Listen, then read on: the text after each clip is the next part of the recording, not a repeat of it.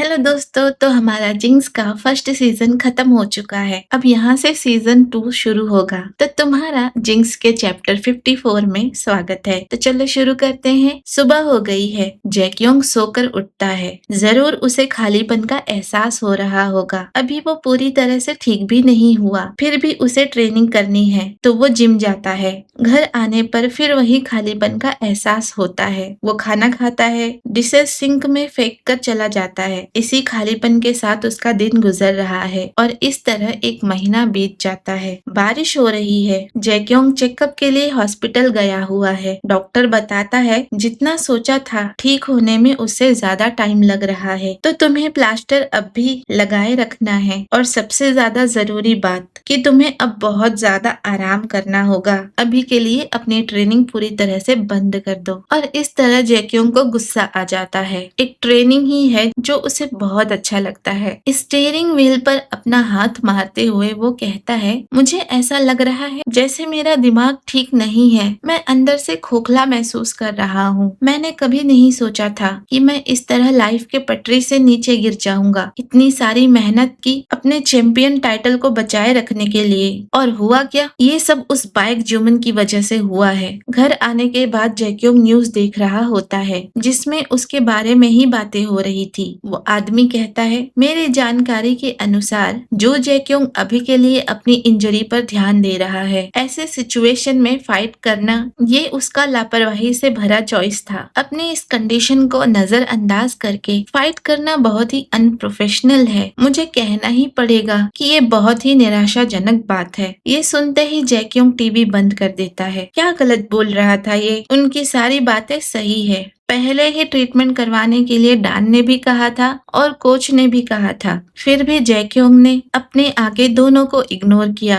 Injury को seriously लिया ही नहीं। अब भुगतो। ऊपर से टीवी बंद करने के बाद जैक्योंग रिमोट को फेंकते हुए कहता है, ये लोग बकवास कर रहे हैं। फिर वो अपना मोबाइल उठाता है। वहाँ पर भी उसे अपने बारे में ही न्यूज दिखाई देती है जिसमें लिखा था, जू जैक्योंग का ब्रांड वैल्यू गिरते जा रहा है, जिससे कॉन्ट्रैक्ट के टूट जाने से एडवर्टाइजमेंट के लिए भारी भुगतान करना होगा। क्या जू जैक्योंग का करियर खत्म हो गया है? ये देखकर जैक्योंग फोन ही पटक देता है और उसमें क्रैक पड़ जाता है और गुस्से में वो वहाँ से उठकर चला जाता है। फिर उसे सिर में दर्द महसूस होता है। रात के 3 बज गए हैं। वैसे ही जैक्योंग को नींद ही नहीं आती थी और अब इन दिनों तो और ही नहीं आएगी। वो अपने वाइन के कबर्ड के पास जाता है और कभी न पीने वाला जैक्योंग बोतल उठाकर पीना शुरू कर देता है और इस तरह जैक्योंग का इंसोमेनिया और वर्स हो जाता है। सोने की कोशिश में वो सब कुछ ट्राई करता है पर कुछ भी काम नहीं करता। अब आखिर में बस बोतल ही बची है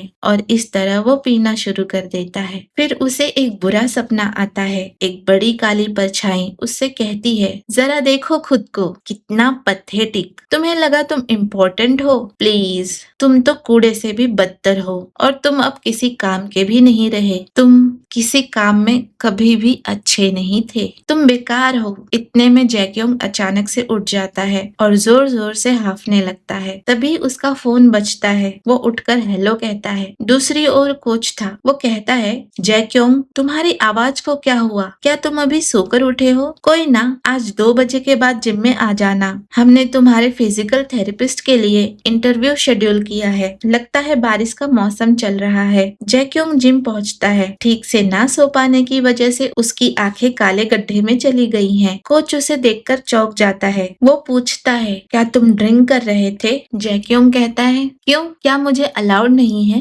कोच कहता है, ऐसा नहीं है। नहीं, मैं वो, खैर, ये है थेरेपिस्ट के लिए कैंडिडेट जिसका इंटरव्यू है आज। वो कैंडिडेट कहता है, हेलो मिस्टर जू, आपसे मिलकर खुशी हुई। मैं सियोल के एक हॉस्पिटल के स्पोर्ट्स रिहेबिलिटेशन सेंटर से हूँ और मैं नेशनल सोकर लीग के मेडिकल टीम का भी हिस्सा था। जैक्योंग को डान की याद आ जाती है जब वो पहली बार जिम में आया था और इसी तरह अपना इंट्रोडक्शन दे रहा था। फिर वो लोग ट्रायल रन के लिए जाते हैं। उसके बाद कोच कहते हैं, तो बताओ जैक्योंग, तुम क्या सोचते हो? उसके पास एक्सपीरियंस है और उसकी टेक्निक भी सॉलिड है, लेकिन इसके बाद हमारे पास और भी ऑप्शंस हैं और भी कैंडिडेट आएंगे। तुम जब चाहो पेपर वर्क देख लेना। तब जैक्योंग कहता है, इसी को रख लो। कोच चौंक जाता है। क्या तुम और लोगों को नहीं देखना चाहते हो? जैक्योंग ना में जवाब देता है। फिर कोच सोचता है, पहले तो ये खुद इतनी जल्दबाजी कर रहा था थेरेपिस्ट ढूंढने के लिए, अब अचानक से ये बदल कैसे गया? शायद ये इंजरी और मैच हारने की वजह से हो सकता है। मैंने कभी जैक्योंग को इस तरह बिखरते हुए नहीं देखा। मुझे यकीन नहीं हो रहा।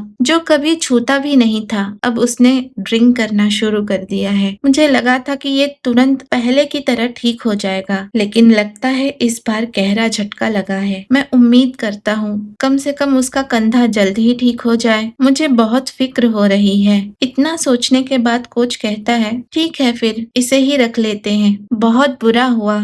डॉग डान तुम्हारे लिए बेस्ट था। फिर जैक्योंग कहता है, किम डान को बीच में मत लाओ। कोच कहता है, हाँ ठीक है। अचानक से जैक्योंग को सिर दर्द होने लगता है। वो कोच से माइग्रेन्स की दवा मांगता है। कोच कहता है, फिर से? तुम जब जब यहाँ आते हो तब तब तुम वो दवा मांगते हो। ये कब से हो रहा है? क्या डॉक्टर को दिखाया तुमने? जैक्योंग कहता है, हाँ दिखाया था। ये कुछ भी नहीं है, बस गोलियां दे दो मुझे। बारिश अब भी हो रही है। जैक्योंग घर आकर सोफे पर लेटा हुआ है। टेबल पर बॉटल्स कितनी सारी पड़ी हैं। शायद उसकी आंख लग जाती है और सपना आता है जिसमें डान कहता है, मिस्टर जू तुम्हें मुझ पर भरोसा नहीं? इतने में जैक्योंग की आंखें खुल जाती है और वो कहता है, तुम्हें मुझसे क्या चाहिए? तो दोस्तों ये चैप्टर यहीं पर खत्म होता है। कहानी अच्छी लगे तो लाइक करना और नए हो तो सब्सक्राइब करना। मिलते हैं अगले चैप्टर में, तब तक के लिए बाय बाय।